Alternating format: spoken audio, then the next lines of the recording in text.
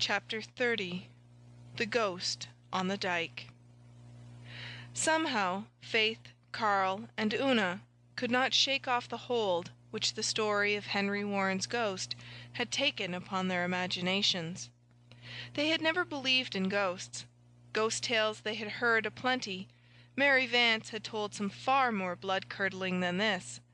But those tales were all of places and people and spooks, far away and unknown. After the first half-awful, half-pleasant thrill of awe and terror, they thought of them no more. But this story came home to them. The Old Bailey garden was almost at their very door, almost in their beloved Rainbow Valley. They had passed and repassed it constantly. They had hunted for flowers in it. They had made short-cuts through it when they wished to go straight from the village to the valley. But never again. After the night when Mary Vance told them its gruesome tale, they would not have gone through or near it on pain of death. Death! What was death compared to the unearthly possibility of falling into the clutches of Henry Warren's grovelling ghost? One warm July evening the three of them were sitting under the tree-lovers, feeling a little lonely. Nobody else had come near the valley that evening.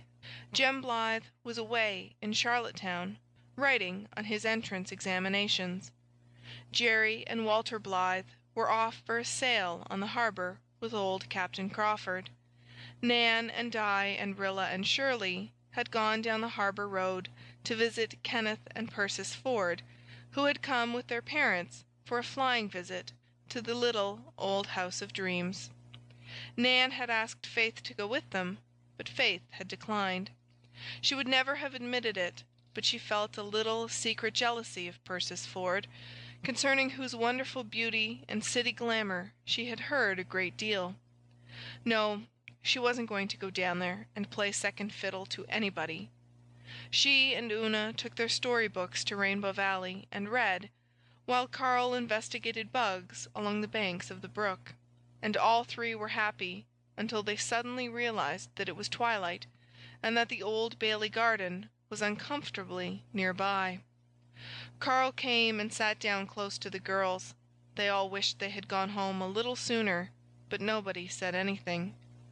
Great velvety purple clouds heaped up in the west and spread over the valley.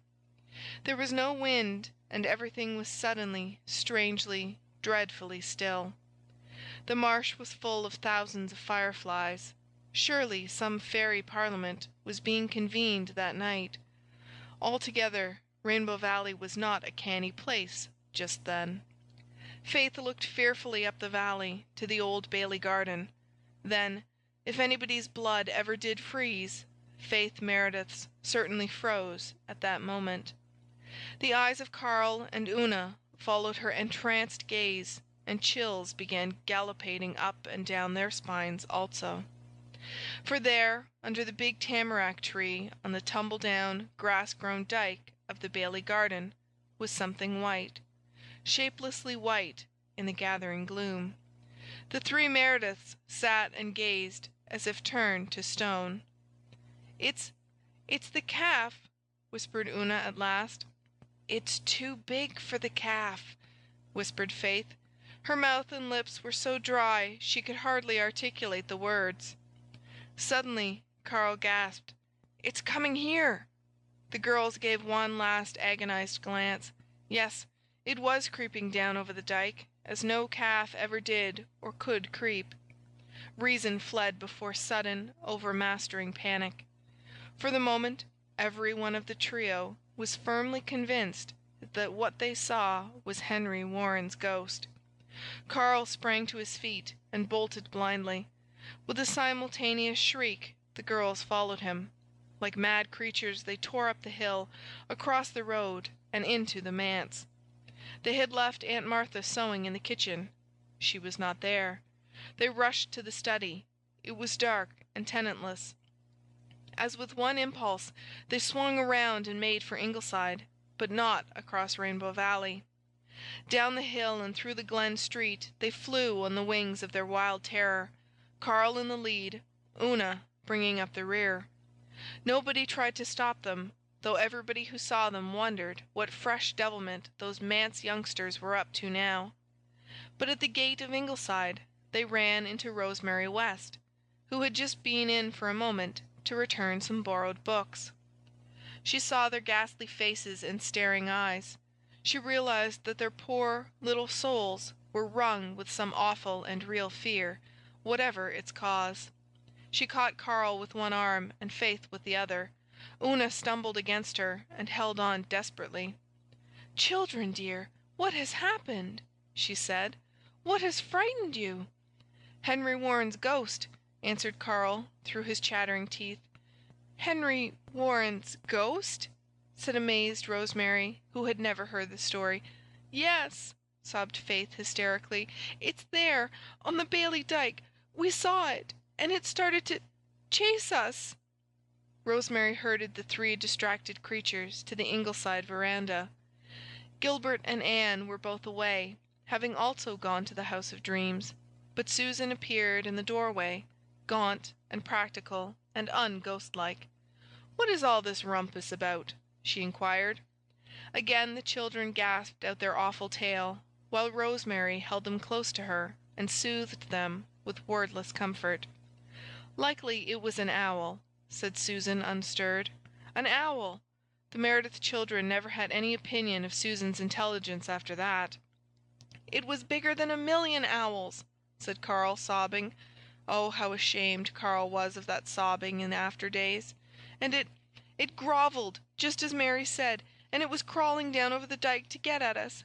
Do owls crawl?" Rosemary looked at Susan. "They must have seen something to frighten them so." "I will go and see," said Susan coolly. "Now, children, calm yourselves. Whatever you have seen, it was not a ghost.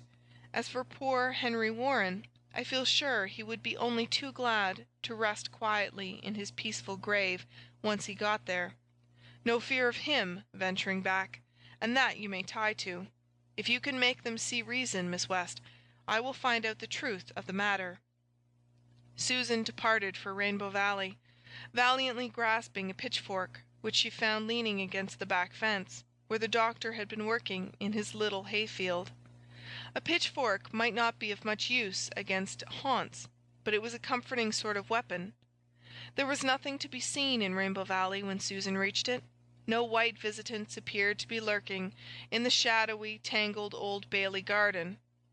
Susan marched boldly through it and beyond it, and rapped with her pitchfork on the door of the little cottage on the other side, where Mrs. Stimson lived with her 2 daughters. Back at Ingleside, Rosemary had succeeded in calming the children. They still sobbed a little from shock, but they were beginning to feel a lurking and salutary suspicion that they had made dreadful geese of themselves. This suspicion became a certainty when Susan finally returned. "I have found out what your ghost was," she said, with a grim smile, sitting down on a rocker and fanning herself. "Old Mrs. Stimson has had a pair of factory cotton sheets bleaching in the Bailey garden for a week. She spread them on the dike under the tamarack tree because the grass was clean and short there. This evening she went out to take them in. She had her knitting in her hands, so she flung the sheets over her shoulders by way of carrying them, and then she must have dropped one of her needles, and find it she could not, and has not yet. But she went down on her knees and crept about to hunt for it, and she was at that when she heard awful yells down in the valley, and saw the 3 children tearing up the hill past her. She thought they had been bit by something, and it gave her poor old heart such a turn that she could not move or speak, but just crouched there till they disappeared. Then she staggered back home, and they have been applying stimulants to her ever since, and her heart is in a terrible condition, and she says she will not get over this fright all summer." The Merediths sat, crimson with a shame that even Rosemary's understanding sympathy could not remove. They sneaked off home, met Jerry at the manse gate, and made remorseful confession. A session of the Good Conduct Club was arranged for next morning. "Wasn't Miss West sweet to us tonight?" whispered Faith in bed. "Yes," admitted Una. "It is such a pity it changes people so much to be made stepmothers." "I don't believe it does." said Faith loyally. End of chapter 30.